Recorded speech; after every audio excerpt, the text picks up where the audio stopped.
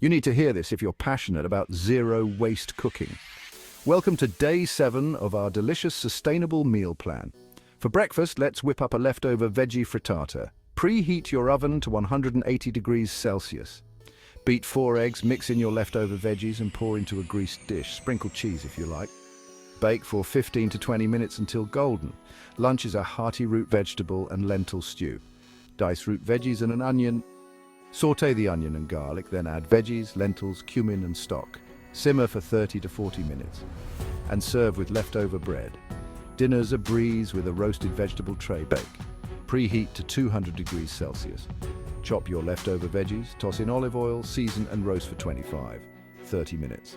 Serve with leftover rice or quinoa. This 7-day sustainable and zero-waste meal plan makes full use of leftovers, minimizes food waste, and provides flexible ingredient options.